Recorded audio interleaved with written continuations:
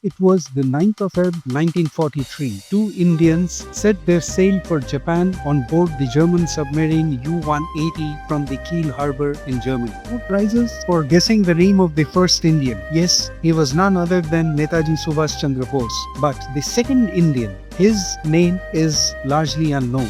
He was Jainul Abidin Hasan, also known as Abid Hasan Safrani, a very close associate of Netaji Subhas Chandra Bose. Well friends, welcome to my channel. This is Partha Banerjee and I'm here to talk about Abid Hasan or Abid Hasan Safrani, the comrade in arms of Netaji Subhas Chandra Bose, about whom very little is known in history. He was an unsung hero of India's freedom struggle. On the 28th of April 1943, the two disembarked from the U-180 submarine near Madagascar and boarded the Japanese I-29 submarine and reached the Sabang port in Japan on the 6th of May. The events that follow, that is, formation of the Azad Hind then the Indian Legion, Netaji's taking up the role of the commander-in-chief of the Azad Hind and subsequently Azad Hind Fauj's battle against the British Imperial force is all a part of history. Not much to be said about it. What remained under the cover was the role played by Abid Hasan in organizing the operations of Azad Hind during its forming stage and also during its battle against the British forces. Jainul Abidin Hasan, who was popularly known as Abid Hasan, was born on 11th of April 1911 in Hyderabad. Later on, he added the term Safrani to his name to emphasize on his secular belief. The term Safrani was taken from the word saffron, which denotes the symbol and color of Hinduism. Jainul Abidin Hasan's parents, Tehsildar Amir Hasan and Fakhrul Hazia Begum, were known for their patriotic values. Particularly his mother, Fakhrul Hazia Begum, and her strong anti-British, anti-colonial sentiments had a very strong influence on Abid Hasan. And inspired by their mother, Abid Hasan, along with his two siblings, Badrul and Jafar, joined Gandhiji's Sabarmati Ashram at an early age. Badrul became the editor of the Young India magazine, which was published from Sabarmati Ashram. In 1935, Abid Hasan left for Berlin to pursue his career in engineering. While in Berlin, he came in contact with Subhash Chandra Bose in 1936, and the rest was destiny. Inspired by Subhash Bose's philosophy and his call to free India from the British rule, Abid Hasan left his studies and joined the fight for independence. In 1941, Subhash Bose formed a force by the name of the Indian Legion in Germany, comprising of the Indian prisoner of wars in German captivity. As per Abid Hasan's advice, he also inducted the Indian students in this force.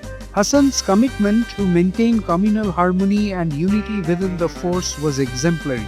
In a journal published by the Netaji's Research Bureau in Kolkata, the Oracle, an interview of Abid Hasan was published, from which his initiatives like creating a kitchen for the soldiers and eliminating the differences in accepting halal and jhatka meat is mentioned.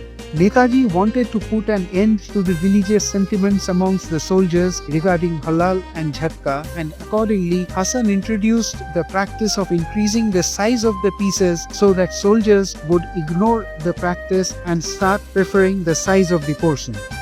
Hasan also contributed in coining the phrase or salutation Jaihind. In his barrack, he had 2 Muslims, 3 Sikhs and 1 Hindu.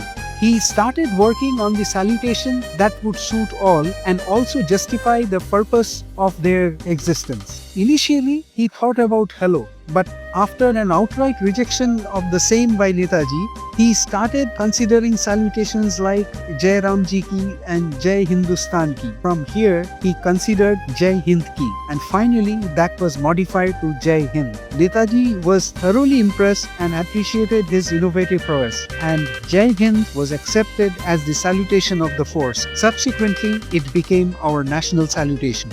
Hasan and his friends felt the necessity of an Indian national anthem. Accordingly, songs like Bande Mataram and Sare Jahan Se Achha were considered. But later, it was decided that the Hindi version of Jana Gana Mana would be chosen as the national anthem.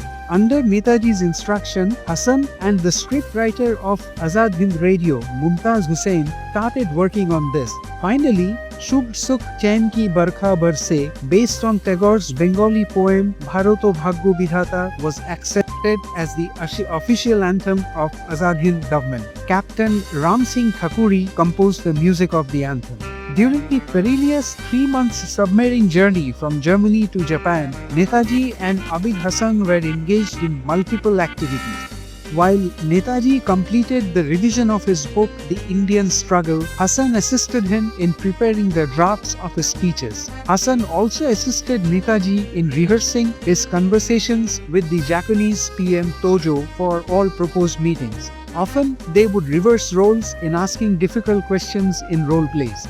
After reaching Japan, Netaji entrusted Hasan with the responsibility of meeting Chiang Kai-shek in China and requested him to sign a truce with Japan in the light of a probable formation of an Asian unity against the British rule. Accordingly, Hasan took the risk of meeting Chiang Kai-shek in a secret meeting in Nanking. Chiang Kai-shek, however, did not agree to the proposal. During the fight with the British forces, Hasan fought at the front lines as the second in command of the Gandhi regiment of the INA. In his book, The Men from Imphal, he has described the retreat of the INA from Imphal and their untold misery. As per his personal records, he last met Netaji on the 17th of August 1945 in Saigon when Netaji boarded the aircraft with Habibur Rahman and other Japanese personnel on his way to Tokyo. It was Hasan who carried the 2 trunks loaded with gold, jewelry and money donated by the non-resident Indians of Southeast Asia as resource for their future action.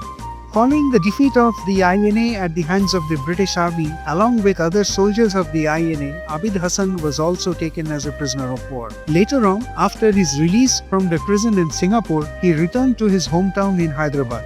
During the post-independence era, under the Prime Ministership of Jawaharlal Nehru, Abid Hasan started working as a diplomat and held designated positions in the Indian embassies of Egypt, China, Switzerland, Iraq and some other countries. His last assignment was as an ambassador to Denmark. In one of his speeches as the Consul General of India in the Damascus University in 1960, he reinstated his belief in equality, justice, freedom and brotherhood as the basic and ancient culture of India.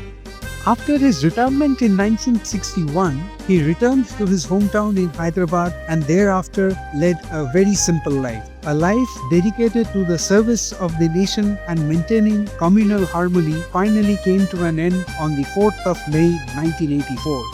Abid Hasan Safrani will always be remembered as a devoted soldier of India's freedom struggle and as a comrade in arms of Netaji Subhas Chandra Bose. His life remains a bridge between revolutionary zeal and nation-building service.